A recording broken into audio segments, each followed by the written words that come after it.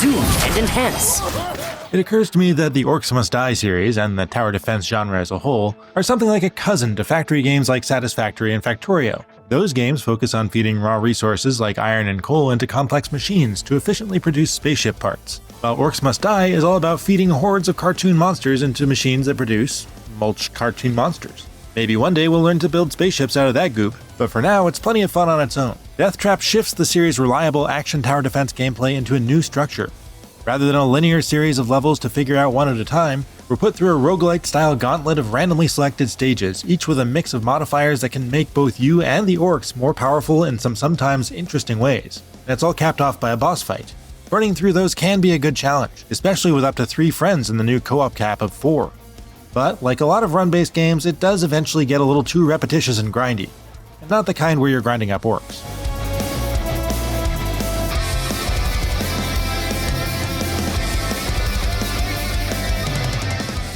Full disclosure, at this point I've played more than 60 hours of Deathtrap in co-op and single player, and I've only seen 3 of its 4 bosses and defeated 2. While it's generally IGN's policy to complete a game's content before writing a review, this is one of the rare cases where it's become clear that it's meant to take a very long time to check all the boxes. And also, I've already seen the great majority of what's here. Considering Deathtrap is even lighter on storytelling than Orcs Must Die has traditionally been, I think I can safely tie a bow on this review without grinding my way to a final cutscene. So you're interested in becoming a war mage? Setting out on your first run is as easy as picking a character and diving in, which is a no-brainer because one of the options is a cat with swords. If you're playing co-op and someone else gets to her first, it's understandable that you'd fall back on these other people, and you really can't go too far wrong. After cycling through them all and trying their diverse built-in ability sets like the tanky bear man, the sniper elf, and the blunderbuss lady with a pet dragon, I settled on Ren the mage as my favorite. Her rifle-like wand has an active reload minigame for bonuses, she summons proximity mines, recharges traps for quicker kills, and conjures 2 clones of herself to attack in triplicate. But it's a strong cast as a whole, even though there's not much by way of a plot beyond kill the orcs for them to act out. Immediately thereafter, you're presented with a choice of 3 maps to tackle, but this comes with a catch that complicates it and, for me, almost always overrides my preference for one map over another. If I'm playing as a sniper, I definitely do not want the one that reduces headshot damage by 50%, because zoomed-in headshots are my whole thing. And when you're playing in co-op, you have to make a group call that screws you all over the least.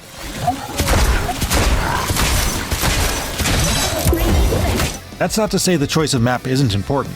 They're mostly fairly large, bigger than what's been standard for the series, but smaller than Orcs Must Die 3's war scenarios. But there aren't that many, and after playing each one what feels like a dozen times or more, I've definitely developed favorites where I know how to control the orcs' paths, and also eye-rolling dislikes for those that are more wide open and almost impossible to fully wrangle unless you've lucked into certain upgrades. As long as the randomized modifier price isn't too high, I'll usually go for a map where I know I can set up lethal kill zones like these. Those feel like guaranteed wins. It's worth noting that while Deathtrap's orcs and maps look very much like the previous OMD games because of its cartoony art style and tons of blood and chunks, the lighting is notably improved. And that's something that's on full display when the nighttime and rain modifiers are in effect. The rain's bringing water elementals! Watch out! Those aren't just for looks, they come with randomly spawning enemies that can appear behind your barricade line, so you have to make sure to keep an eye on the minimap. Anyway, if I must though, I'll choose a stage like the Dry Docks map. A shipyard where the rift you're protecting can be in one of several locations, and there are more paths to each of them than the default number of barricades can block off. The opening phase of any Orcs Must Die map, and the unlimited length pauses between waves, are spent figuring out the puzzle of how to control the coming flow of enemies even as they open up new doors. Efficiently obstructing paths is tricky, and there are almost never enough barricades to go around, so you'll often have to make the best of a bad situation and fill any gaps with your own magical bullets. Why not simply buy more barricades, OMD veterans may ask. Well, Deathtrap revamps the way barricades are handled in a fairly radical way. Your team gets a set number that can be placed for free. The catch is that the only way to get more of these is the random upgrades at the end of each wave, and it's far from guaranteed. Overall, I like this change because it's an acknowledgement of how crucial barricades are, but it also serves as the number one way I know if a run is going to go well or not.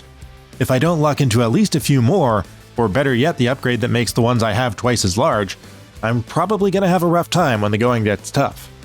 My other issue with how barricades are handled is that when you're playing in co-op, the team supply is evenly divided between you and your teammates. It sounds fair, but it's often annoying when you're the person with the plan but have to stop halfway through executing it to call over whoever has barricades left and instruct them on where to place them.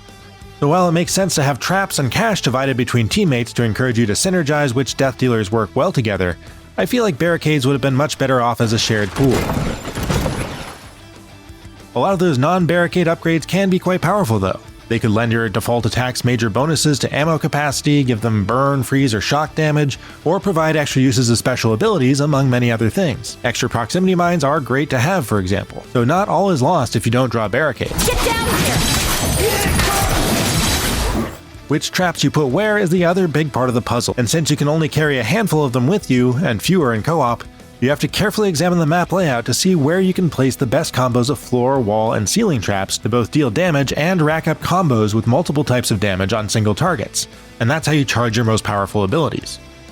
There are a few dozen of these, the vast majority of which are old stalwarts like the brimstone floor tiles that set enemies ablaze, flippers that launch them into the sea, arrows right out of Indiana Jones, saw traps, freeze traps, acid traps, poison traps, you name it. A few new ones round out the arsenal, such as the harpoon that snags enemies and pulls them in, mine carts on tracks, and a heavy ice turret. I'll be very interested to see how the creative types out there combine all these toys. Enemy variety is also largely recycled from Orcs Must Die 3, which has a lot to pull from, but it does at least build a bit on what came before. There's a drummer who doesn't attack but buffs enemies around him, the stone bat petrifies you with a projectile that takes you out of the action for several seconds and can be extremely annoying if you don't take them out, and there's also this weird flying dude, and this big weird flying dude with laser eyes, and this jerk who steals your money. And a bunch of returning guys with some new abilities and tweaks to refresh them.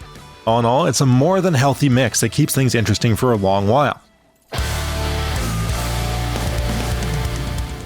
After handling 6 waves on each map, you're given the option to cash out with the money you've made thus far, or wager half of it on whether or not you'll be able to beat the next map before enough orcs make it to your rift, which has persistent health. It's a smart mechanic because sometimes you'll just barely eke out a win with 1 or 2 rift points remaining and have to make a call about whether to go home and level up. To be honest, I much prefer this to feeling like I had to replay every level of previous OMD games without a single orc making it through my defenses to really feel like I'd beaten it. Saw this victory from a mile away. If you make it to one of the boss fights, Deathtrap at least makes an effort to change up its style.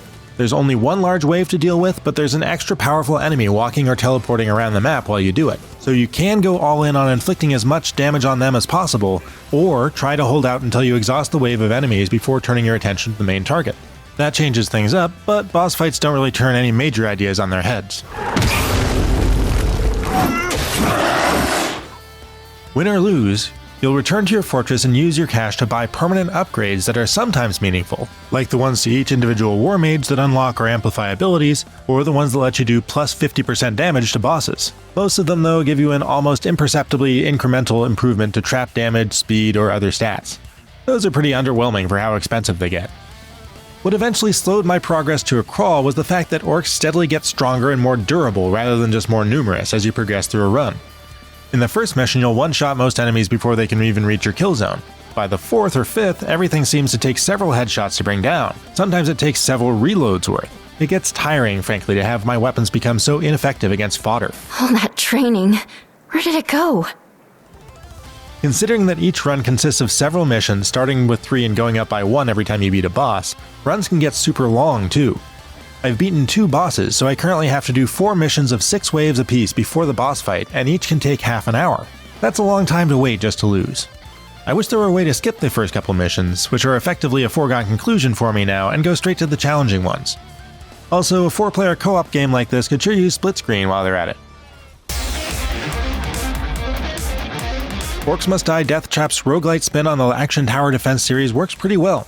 Even if most of its traps and endless parade of highly killable enemies are carried over from past games, the new Warmages abilities and the combined impact of its randomized modifiers can really shake things up nicely for quite a few runs. Puzzling out how to steer the orcs to their doom and then taking part in the bloody carnage is as much fun here as it is in the rest of the series. I did lose steam due to the slow meta progression and the increasingly long series of missions, where the first ones are too easy and the latter ones got frustrating because of bullet sponge enemies. But of course that was only after a few dozen hours of happily chewing up orcs and spitting them out in both solo and in co-op. For more, check out our reviews of Dynasty Warriors Origins and Marvel Rivals. And for everything else, stick with IGN.